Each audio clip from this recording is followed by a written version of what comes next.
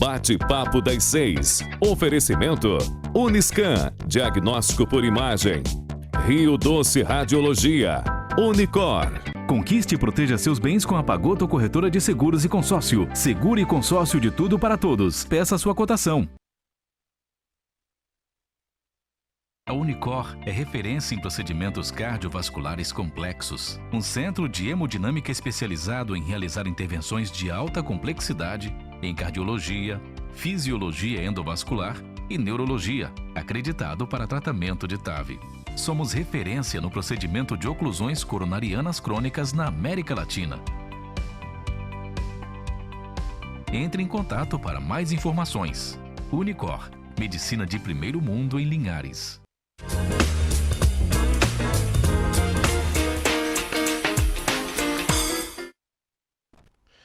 Boa noite a todos. Estamos aqui começando mais um bate-papo das 6. Como o Dr. Dário diz, a quarta da saúde. Um momento através da TV Sim e da Rádio Viva que a gente tem para discutir saúde, discutir diversos temas de saúde, prevenção, alerta à comunidade. Então é um espaço que existe para debater os temas da saúde e para informar sobre os temas da saúde. Então, muito boa noite. Hoje nós estamos aqui com o Dr. Rodrigo Perrone, ortopedista, Tiago Nidek, que é fisioterapeuta, e aí o tema hoje a ser abordado é a medicina do esporte, lesões, dos membros relacionados ao esporte, o processo de reabilitação. A gente sabe que hoje em dia, cada vez mais o esporte, a atividade física, a medicina e a ciência vem mostrando que a realização de atividades físicas, a realização de fortalecimento muscular é muito importante na manutenção da pressão arterial, na manutenção dos bons índices de colesterol, triglicerídeos, uma melhora da qualidade de vida e uma melhora da perspectiva de viver mais e melhor. Contudo, a medicina do esporte tem evoluído e muitas alterações do corpo, lesões podem acontecer no decorrer da atividade física. Então nós vamos debater sobre o que é a medicina do esporte, o que é a fisioterapia de reabilitação e também a medicina do esporte em relação ao preparo para a realização de exercícios e também a fisioterapia como um instrumento também de preparo para os atletas, inclusive também para os atletas de fim de semana. Então estamos aqui com o Dr. Rodrigo, com o Tiago, queria que cada um se apresentasse, fizesse um resumo de como são suas atividades, o que faz no dia a dia, onde trabalha aqui na nossa sociedade, na nossa região, Então para o pessoal que está em casa poder se familiarizar com vocês. Boa noite. Boa noite, eu sou o Rodrigo, eu sou médico ortopedista, traumatologista esportivo, especialista em joelho. E a gente trabalha tanto na questão de prevenção das lesões, quanto a partir do momento que o paciente tem uma lesão, a partir do momento que o paciente também quer progredir de um hobby para um esporte mais agressivo, mais para a questão de atividades de alto rendimento. Então a gente faz esse preparo para poder o paciente fazer essa mudança de estilo do esporte. Então a gente faz desde o início o preparo do paciente, se caso também ocorrer alguma lesão, a gente também faz o tratamento dessa lesão. Então essa é a parte da medicina esportiva, da ortopedia esportiva. Meu nome é Tiago, não parece, mas já tenho 20 anos de formação na fisioterapia, com experiência na área de traumatortopedia também. Atualmente sou efetivo da Prefeitura de Linhares e atuo no Hospital LMC e na Unimed na parte de terapia intensiva. E também sou um desportista amador, vamos dizer assim, que também me preocupo muito com essas condições de preparo, de adaptações e, vamos dizer assim, condicionamento físico para você realizar as atividades do seu dia a dia, como atividades da prática esportiva com mais intensidade, mas com segurança, para evitar lesões que impeçam, na verdade, o seu ir e vir no seu trabalho, que te impeçam de fazer atividades que você estaria fazendo no seu dia a dia. Perfeito, muito bom. Rodrigo, a gente sabe que a medicina, né, ela tem evoluído como nunca evoluiu nas últimas décadas, né? O avanço tecnológico, a revolução industrial, a revolução tecnológica que tem acontecido nas últimas décadas também influenciou e influencia a medicina. E a medicina tem se especializado e a medicina tem se ramificado bastante, né? Então, uma das suas especialidades da traumatortopedia é a cirurgia do joelho e também a abordagem aí da medicina de esporte. Isso, e tudo mais. Exatamente. O que você fala pra gente, como é que surgiu essa ramificação da medicina do esporte, o conceito disso e também aí a cirurgia do joelho, o que aborda, o acompanhamento, já focando mais nessa área? A medicina esportiva, né, igual eu tinha comentado, a gente faz o preparo do atleta, a gente acompanha o atleta durante todo o procedimento, né, de habilitação para que ele, né, não se lesione, faça que tenha um treinamento mais avançado, né? E a cirurgia do joelho seria mais a questão de lesões mesmo do joelho, fazer o preparo, fortalecimento muscular, saber identificar onde que o atleta tem, né? Vamos colocar como exemplo uma corrida, né? Às vezes o atleta ele está fazendo uma corrida com um valgo dinâmico que acaba causando lesões ligamentares, né? Às vezes a pisada incorreta também tende a causar tendinites, né? Inflamações no tornozelo, né? No joelho, membro superior, questão de glúteos, né? Então a gente tem que fazer todo esse preparo e também avaliar a corrida do paciente. Muitas vezes a gente pede ele para fazer uma filmagem da corrida, de como ele está fazendo essa corrida, para a gente poder avaliar e adaptar, né, certas lesões que a gente pode prevenir, né, durante todo o procedimento da habilitação do atleta. E qual seria a lesão relacionada, em linhas gerais, né? Depois acho que a gente pode ramificar entre o que é o atleta usual, amador, do atleta profissional. Mas em linhas gerais, qual a lesão mais comum, né, do aparelho locomotor ou a lesão ortopédica mais comum que você nota aí na sua prática? Sem dúvida alguma, as tendinites, né, que são as inflamações dos tendões, e o estiramento muscular. Sem dúvida alguma, é o que mais aparece no consultório. Atletas, principalmente de final de semana, que tentam atingir um objetivo, né? Eles colocam na cabeça, eu quero correr 5 km, e tentam correr 5 km sem ter esse preparo. Então eles acabam se lesionando, fazendo estiramento muscular, uma tendinite, sem dúvida alguma, eu acho que é o que mais aparece no consultório. Então sempre lembrar que o nosso corpo tem certo limite e que a gente tem que ir condicionando o nosso corpo para a realização de atividades físicas. Com certeza o estiramento o estiramento e a contratura muscular reflexa ao estiramento é uma das principais causas aí realmente de acompanhamento em consultórios de pessoas ou profissionais que acompanham o aparelho locomotor, seja no meu caso da coluna, no seu caso da ortopedia, em linhas gerais. E Thiago, me conta uma coisa, quando tem um paciente com uma contratura da musculatura, quando foi lá, chutou de mau jeito na pelada do final de semana, ou foi trocar a lâmpada em casa e tirou a coluna do lugar, Rodrigo falou que essa é uma das causas mais comuns, é uma causa que já aconteceu, né? Pronto-socorro, uma das principais causas tirei a coluna do lugar. 70% da população vai passar por um pronto-socorro em algum momento da vida com dor nas costas ou com uma contratura. Com certeza. Como é que seria aí do ponto de vista da fisioterapia? Né? O doutor Rodrigo vai lá medicar o paciente, vai orientar, vai fazer, toma cuidado, não vai com muita sede ao pote, mas quando ele chega para o profissional de fisioterapia, como é que é essa abordagem lá no consultório, na clínica? Então, a primeira abordagem, na verdade, depende do grau de intensidade da dor de cada paciente. Então, inicialmente, você vai fazer um trabalho, você pede a ele o repouso, que até a parte médica já é pedido esse repouso inicial.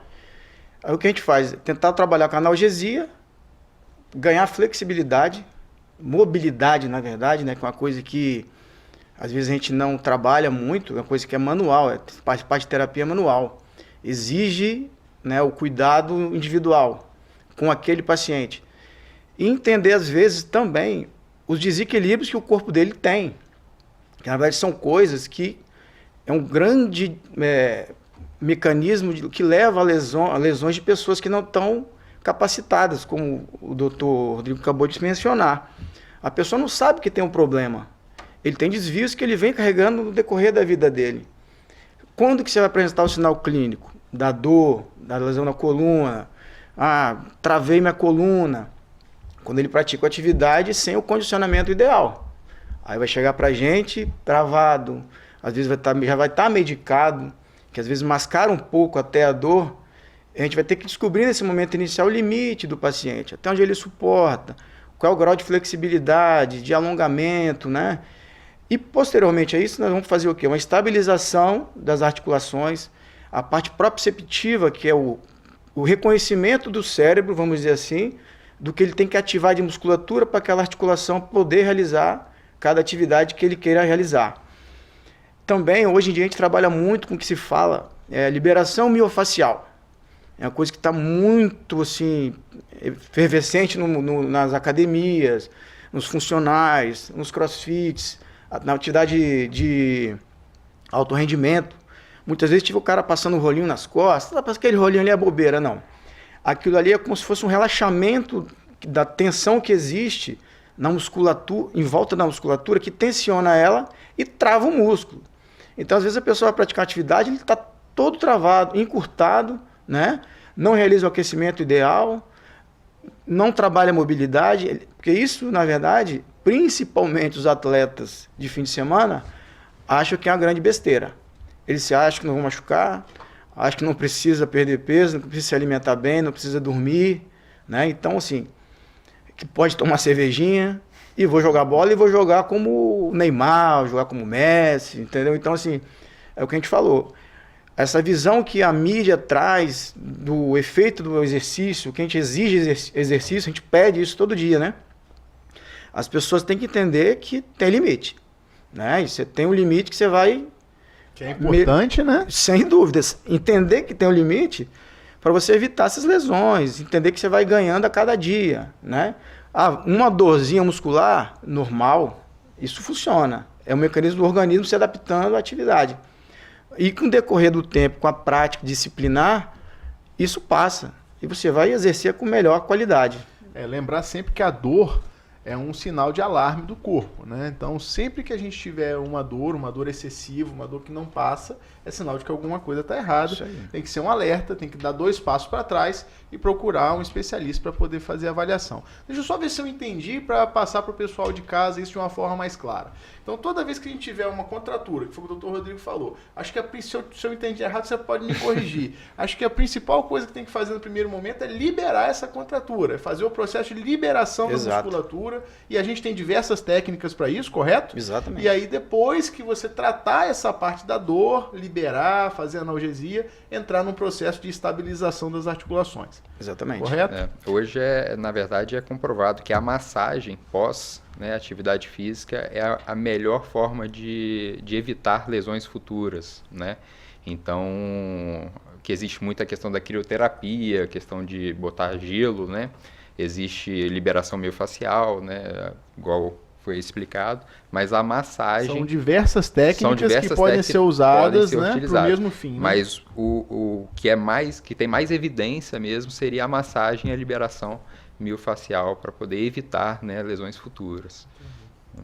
Beleza, excelente, muito, muito elucidativo. E aí, qual é a diferença, Rodrigo, assim, em linhas gerais, aí a gente está falando do atleta do final de semana, da nossa população em geral, a diferença de um preparo, né, de uma pessoa como a gente, que vai na academia, que gosta de dar corrida, jogar o tênis, né, para o atleta de alta performance, né, e eu emendo ainda mais, né, todo atleta de alto rendimento a gente vê aí, fala assim, equipe multiprofissional, nutrição, psicologia. Como é que seria isso? Primeiro, a diferença de uma coisa para outra, e como é que é o acompanhamento aí desse atleta de alto rendimento para as pessoas que querem evoluir, até muita gente de casa que corre, joga bola, quer fazer um triatlon. Como é que seria esse acompanhamento? Tá, antes de falar um pouco sobre isso, eu queria falar sobre os sedentários, né, em relação a iniciar a atividade física. Perfeito, manda bala. A Organização Mundial de Saúde, ela preconiza que o paciente ele tem que fazer em torno de 150 minutos semanais, né, de atividade física. Então, seria em torno de 30 minutos por dia útil, né, de moderada intensidade ou 75 minutos de alta intensidade. Só que o paciente tem que entender que a partir do momento que ele é sedentário, ele às vezes não consegue fazer essa atividade de moderada intensidade de um dia para o outro.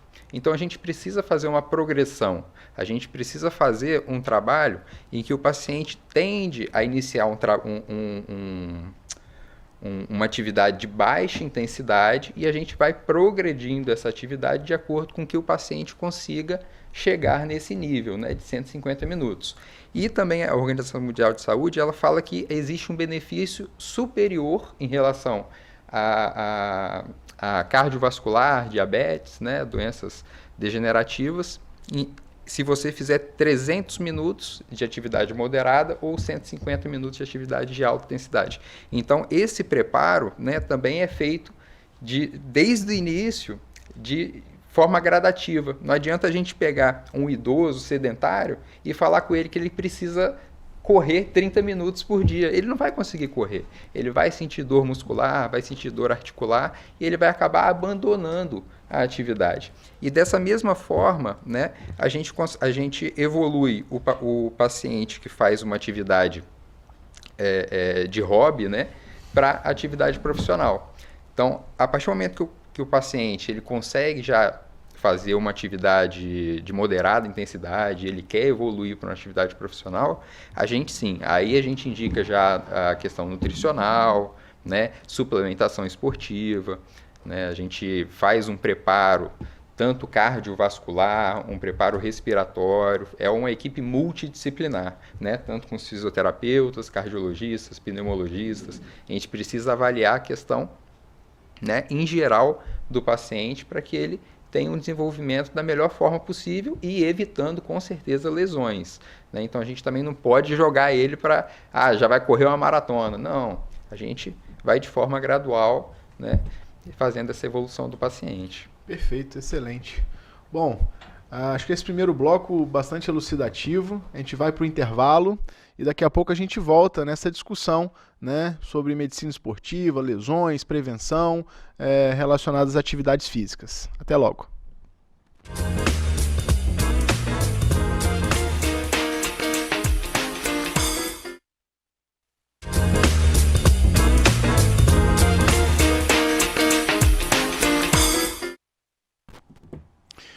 Estamos de volta no segundo bloco da Quarta da Saúde, no Bate-Papo das 6, onde hoje a gente recebe o Dr. Rodrigo Perrone, ortopedista, médico do esporte, especialista em joelho, Thiago Nidek, fisioterapeuta, né?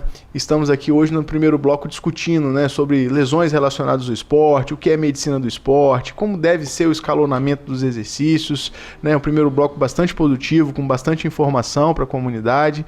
E aproveitar aqui hoje, né, que o Dr. Rodrigo é um especialista em joelho, e perguntar para ele, relacionado, né, um dos esportes mais praticados, a paixão nacional, é o futebol. Então sempre tem aquela pelada do final de semana, que o pessoal acorda cedo, ou no sábado de manhã, ou no domingo, enfim. Qual é a lesão mais comum, né, de joelho, Rodrigo, relacionado ao futebol? E conta pra gente que lesão é essa, como é que trata? Eu acho que uma das lesões mais comuns, né, do futebol seria, que a gente vê muito no pronto-socorro, em grande parte cirúrgica, é a lesão do cruzado anterior, né? O paciente, ele, durante o futebol, geralmente ele tende a fazer uma rotação sobre o próprio corpo, né, sobre o joelho, e isso força e faz um estiramento ou até uma ruptura completa do ligamento cruzado anterior. E o paciente chega no hospital, né, com aquele derrame articular, com o joelho bem inchado, com dor, né, muitas vezes pisando em falso, o joelho falseando, e a maioria dos casos são cirúrgicos. Casos não cirúrgicos são geralmente pacientes, né, sedentários que não querem operar o joelho, mas a maioria dos casos são pacientes jovens que gostam de jogar futebol, querem voltar a praticar atividade, então a gente tende a ser bem tendencioso a operar esses pacientes, né?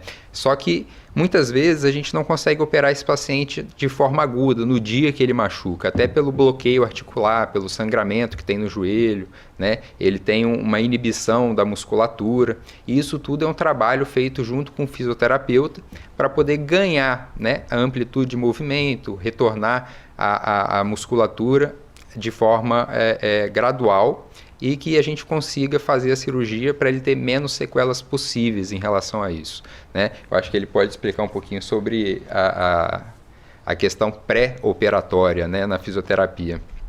Isso, Rodrigo. Quando a gente recebe esse tipo de paciente, né, a gente faz, o propósito inicial é a redução desse derrame articular, redução da dor, né? A gente faz a drenagem desse derrame, a parte de analgesia também. E quando a gente chega com um padrão de amplitude de movimento já mais próximo do ideal, mais próximo do normal, a gente consegue até iniciar a parte de fortalecimento de musculatura, né, periarticular, que vamos precisar no pós-operatório imediato, no pós-operatório tardio, e faz a parte proprioceptiva do reconhecimento do movimento ideal. Que às vezes a pessoa perde a percepção do movimento, né? E perde a ativação muscular porque ele não tá, o cérebro do paciente não entende mais como é o movimento correto. Ele fica se protegendo o tempo todo. Então ele fica um paciente claudicante, vamos dizer, porque ele fica mancando, com medo de se movimentar. E com esse balanço que tem da frouxidão ligamentar, ele se bloqueia ainda mais. E muitas vezes a gente vê esses pacientes colocando aquele tensor, né? Que uma coisa que falseia a ideia de segurança, na verdade, mas que ele maqueia a articulação. Então, eu acho que às vezes até piora inibindo mais a musculatura. Exatamente. Né? Aí ele fica com a musculatura frágil, vai para a cirurgia, aí depois é outra história no pós-cirúrgico, né, Rodrigo? Sim. Hoje, né, em relação à cirurgia, nossas técnicas já estão... Cada dia a gente avança mais nas técnicas, né? Uma cirurgia minimamente invasiva, em que a gente retira um enxerto, né, de um tendão muscular e reconstrói esse ligamento cruzado anterior, né?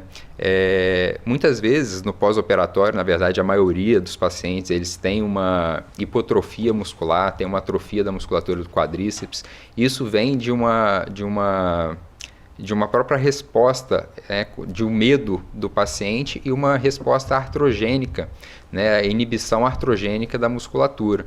E isso precisa ser muito trabalhado na fisioterapia, precisa realmente tirar esse medo do paciente de pisar. O paciente muitas vezes tem medo de jogar bola, eles falam, não, nunca mais eu vou jogar bola, mas quando ele percebe que ele está evoluindo na fisioterapia, que ele já está no final, né, da fisioterapia, ele já está doido para jogar bola de novo, né? Então...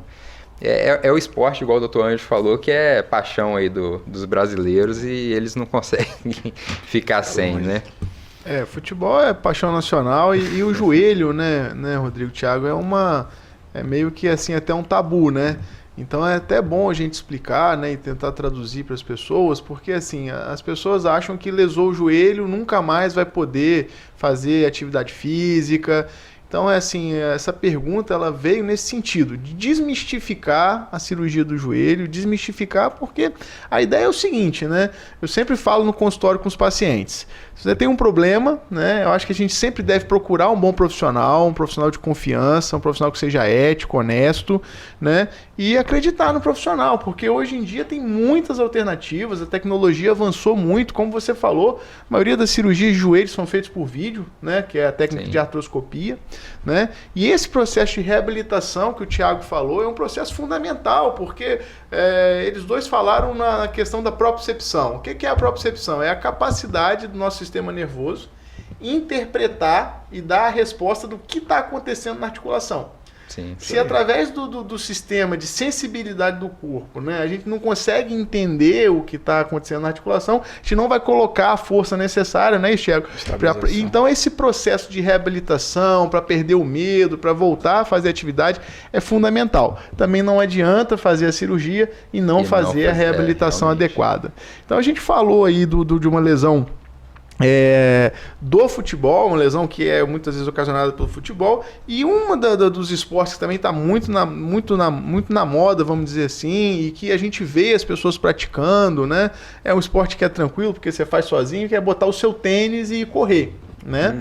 Então, assim, a gente sabe que também, como vocês falaram no primeiro bloco, né, não adianta colocar o tênis e correr sem orientação, ou até mesmo não fazer de forma progressiva. Então eu vejo muito, eu mesmo já tive, né, e já vejo muita gente falar na canelite, né, ou até a fratura por estresse, tíbia, enfim. Que você, é uma das lesões também que, se você não tomar cuidado, pode acontecer. O que você conta sobre isso aí? Mas para dar um alerta também para o pessoal da corrida, né, que é uma lesão que, além das contraturas, do estiramento, também pode acontecer. A canelite em si, né, é uma inflamação. Ela ocorre pelo uso excessivo, né, da musculatura ali da perna, e você tende a inflamar essa musculatura, e também depende muito em questão do tênis que você utiliza, do local onde você está correndo, se o chão, né, é em asfalto, se é em areia, se é em grama, né? Então, quanto mais duro, né, o local da corrida, maior a chance de você adquirir essa canelite, né, pelo próprio impacto, né, da corrida no chão. E tudo isso também envolve aquilo que a gente conversou antes, né, do preparo do paciente para fazer a atividade física. Muitas vezes eles vão tentar fazer uma atividade, eles veem um amigo correndo 5 km, eles querem competir entre eles e tendem a iniciar o esporte já tentando alcançar um objetivo que, na verdade, o corpo dele não está preparado para isso, né? Então, isso é muito frequente acontecer. E a canelite em si, né, o tratamento principal é a reeducação, né, da corrida, e o tratamento fisioterápico. Exato. Né, aí além da fisioterapia, né, que a gente faz processo de reabilitação, dessa redução da inflamação, desse reconhecimento, até a correção da passada, na verdade, né? Hoje tem as baropodometria, onde se avalia a descarga de peso que a pessoa realiza, faz o reequilíbrio. Às vezes até o problema às vezes não está lá no pé, às vezes está no quadril. Foi até que eu comentei, que às vezes a gente pede para filmar ele correndo, exatamente, ou pede para ele correr para poder a gente ver o você tipo, tem né, da pisada. Faz essa correção, exatamente, junto com toda a equipe. E incluo também os educadores físicos, né? Que são pessoas assim indispensáveis principalmente nesse reconhecimento da corrida certa, a carga de exercício. Eu falo, como eu estava comentando, que na verdade o planilhamento do treino, que é você ter uma planilha de graduação, de evolução, é o que mais dá resultado. É onde a gente mais vê as pessoas estando felizes, correndo com prazer, correndo sem lesão, né? Hoje tem os tênis, que também era uma coisa que era um mito. Tênis pronado, tênis supinado, tênis neutro. Hoje, se você for ver os tênis, quando você for comprar, praticamente 100% é neutro. Então, assim, eu já corri também uma época, então, assim, a gente vê que a passada de cada um, óbvio, é individualizada. Só que realmente existe tênis mais macio, mais baixo, mais nem pronado, mas direcionando para o antepé, placas de carbono. É muita tecnologia hoje nos tênis, muita. E muitas vezes os tênis também, eles próprios absorvem também a correção da sua passada, né? É o que eles fazem, exatamente isso, Ângelo, exatamente isso. A entressola, né, eles tendem a mudar o material exatamente para o tipo de corrida e o local que você faz a corrida. Exato, né? É isso aí, o que você falou. Então tem tênis para você correr 10 km, para você correr 5. Tem tênis que você está pesado. Quando você vai emagrecendo, vai se acostumando com a corrida, você vai pegando tênis com maior tecnologia, que você tem a musculatura mais preparada, que você não vai gerar lesão.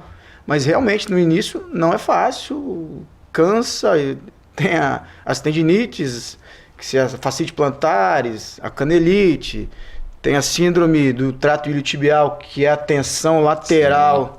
De tanto que o joelho flexiona e estende na corrida. Faz o atrito ali, né, da banda. Da banda já aconteceu comigo já. Aí, tá vendo?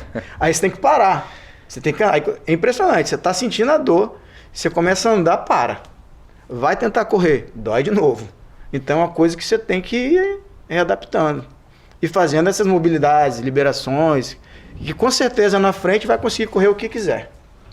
Acho que o exercício bem feito, seguindo sua capacidade, né, individual, né? O exercício é individualizado. Não adianta a gente colocar um grupo inteiro fazendo o mesmo tipo de exercício, sendo que eles não são as mesmas pessoas, né? Acho que cada um tem que ter um treinamento individual, tem que ter uma evolução individual. Nem todo mundo evolui da mesma velocidade, né?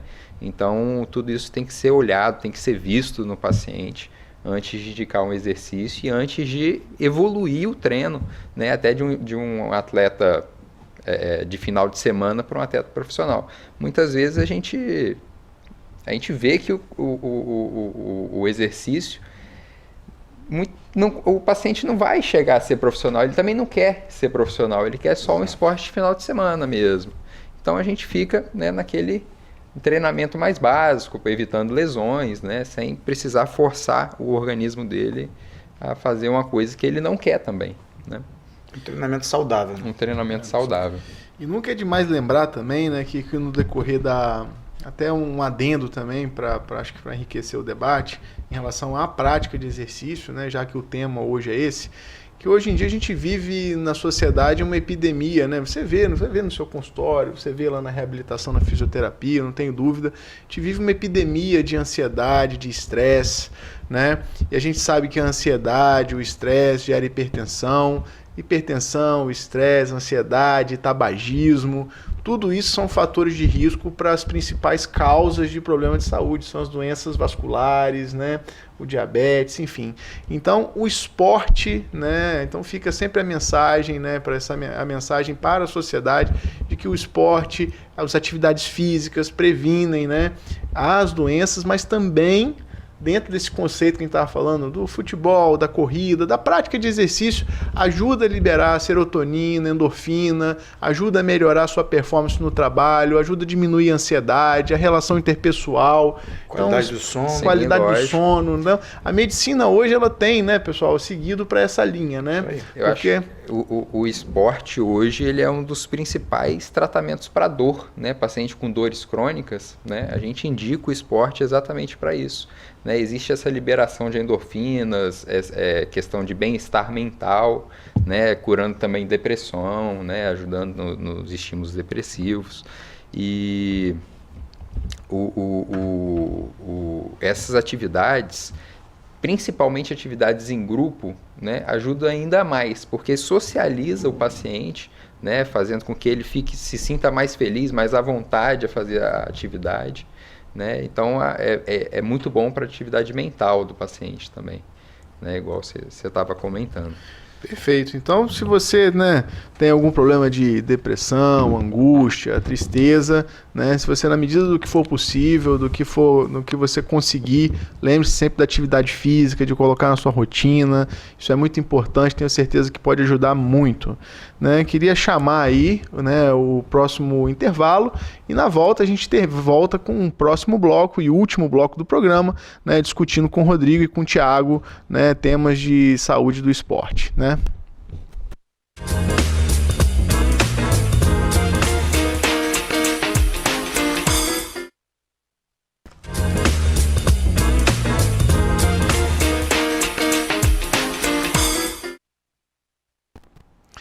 Voltamos com o terceiro e último bloco do Bate-Papo das 6, a quarta da saúde, aqui na TV Sim. Recebemos hoje Rodrigo Perrone, ortopedista, Thiago Nidek, fisioterapeuta, num papo muito produtivo sobre medicina do esporte, lesões ortopédicas, reabilitação e um dos temas mais importantes da nossa sociedade nas últimas décadas, né, que mobilizou a nossa sociedade, nos uniu, gerou polêmica, foi a pandemia. E dentro da pandemia a gente sabe que muitos idosos tiveram que ficar reclusos em casa, né, sem a prática das suas atividades físicas regulares, né? A gente sabe que tem muitos idosos que praticam atividades físicas de caminhada em grupo para socialização, como a gente falava no bloco anterior. E eu queria saber de vocês, né, o que vocês pensam disso, qual foi a consequência, né, desse afastamento dos idosos da sociedade, desse período sem exercícios, como é que vocês notam isso aí na medicina do esporte e na medicina em geral e na fisioterapia? Sim, sem dúvida alguma a pandemia foi muito degradante, né, para os idosos.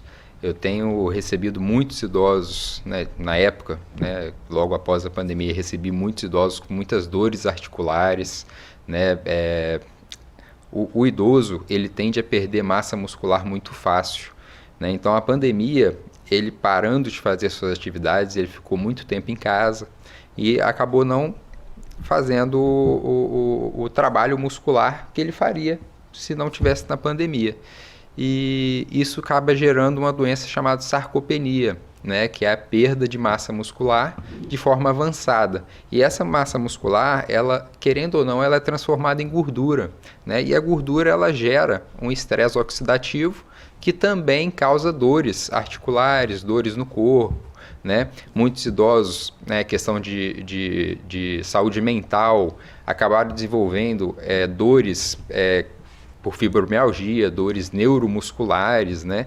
Então é uma doença que realmente aumentou muito após a pandemia e após a pandemia esses idosos também continuaram sofrendo, porque eles ficaram com medo de sair na rua, de ter quedas na rua, né, diminuir a propriocepção, que é o entendimento do corpo no local.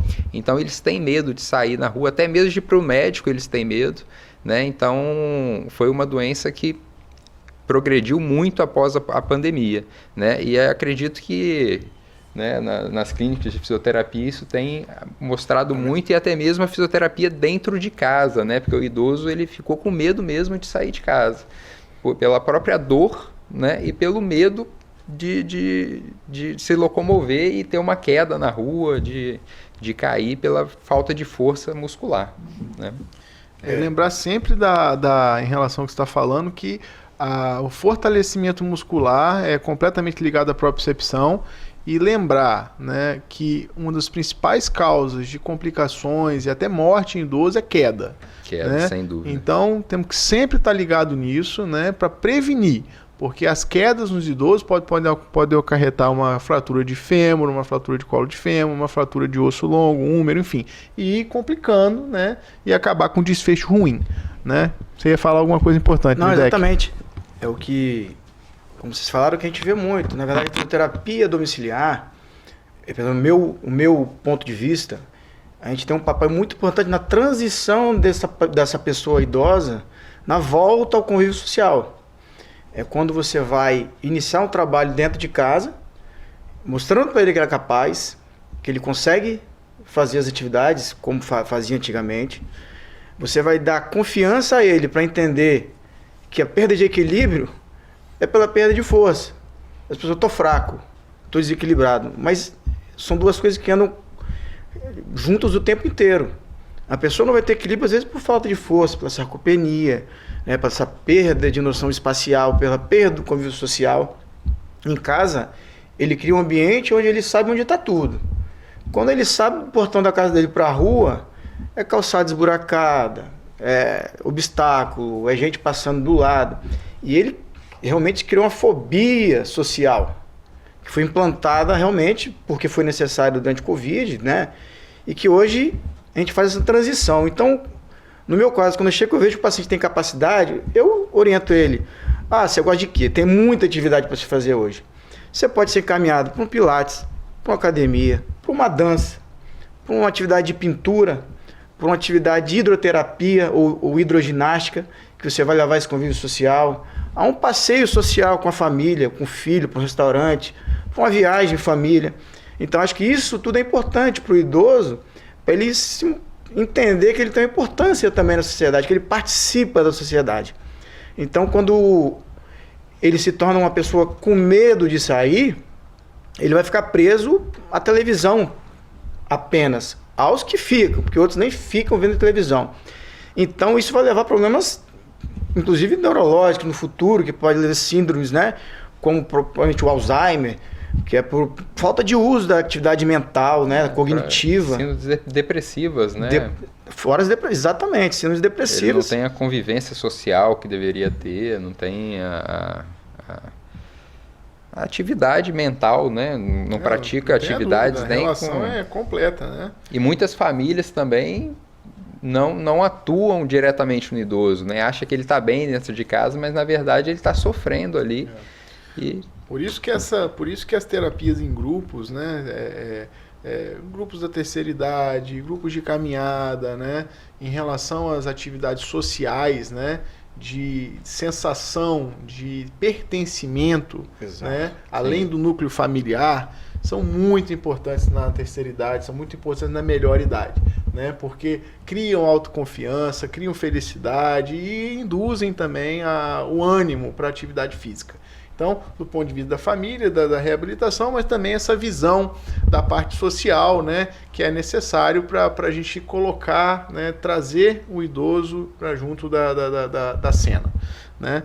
Muito importante, acho que essa abordagem aí, esse olhar, né, para quem já esteve, já cuidou da gente, já gerou aí a sociedade, é muito importante, né? Eu acho que a gente poderia falar de muitas e muitas coisas aqui hoje ainda, né? O papo tá excelente, mas aí eu vou ter que escolher rapidinho aí um tema final, curto, né? Porque o tema é curto, a gente poderia ficar, mas fala pra gente um pouquinho aqui em Linhares, tem muito tenista, né? Fala um pouquinho rapidamente pra gente fechar antes das considerações finais. O que é a epicondilite, né? Que é essa dor no cotovelo, né? Que dá do pessoal do tênis. Conta aí pra gente. A famosa epicondilite lateral, né?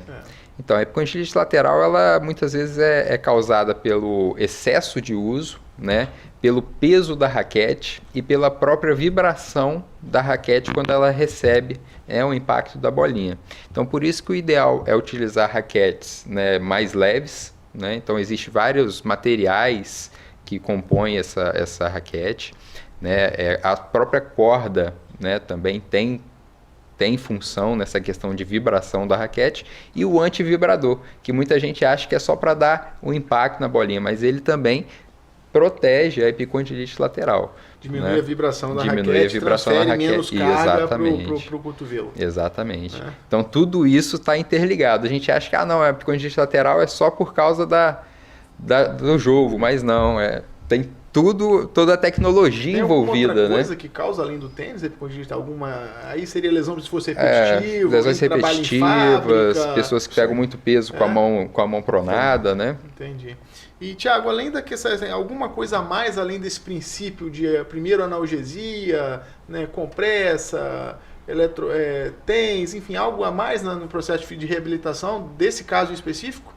Eu falo que esse processo de eletroterapia é um processo que tem que vir adjunto ao fortalecimento.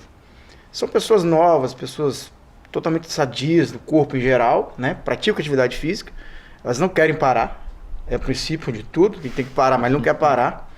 Então eu acho que tem que usar a analgesia como um recurso apenas, mas fortalecer o tempo todo, pronadores, supinadores, flexores de braço, extensores de braço, porque ele não vai parar. Então, assim, quer dizer, a maioria não para.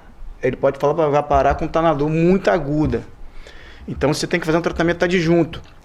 Se ele para de fazer atividade e sem fortalecer, lá na frente vai demorar mais a voltar, vai voltar mais fraco, vai lesar de novo. E geralmente só procura ajuda quando chega no fim quando não está aguentando, né, mais. É isso, né? Aí. E que é uma coisa que ele já sente há meses, ele quer um resultado de 2 dias, então não dá.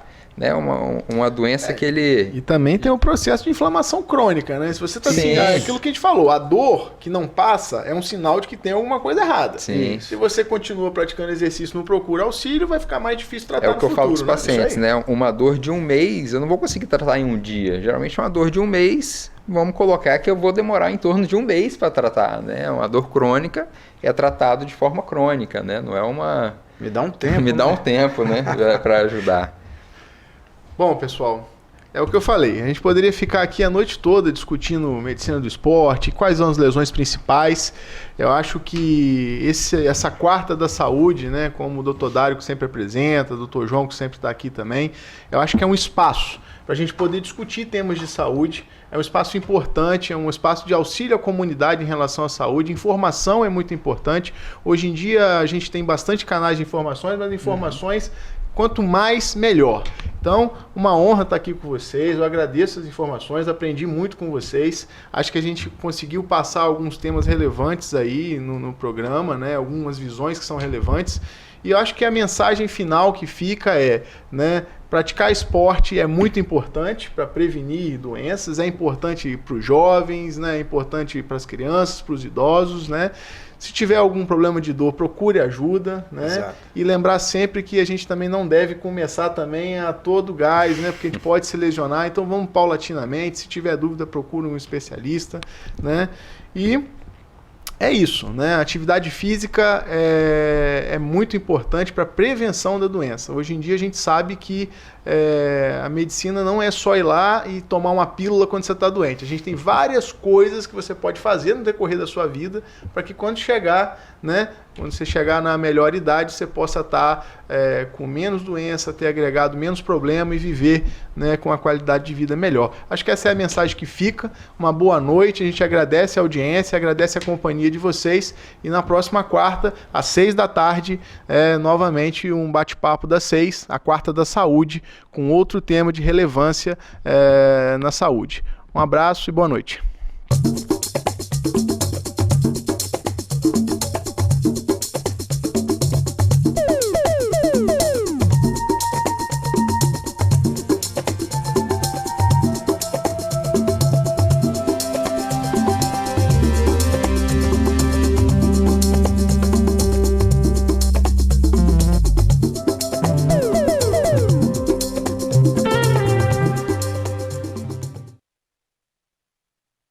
Bate-papo das 6. Oferecimento Uniscan, diagnóstico por imagem.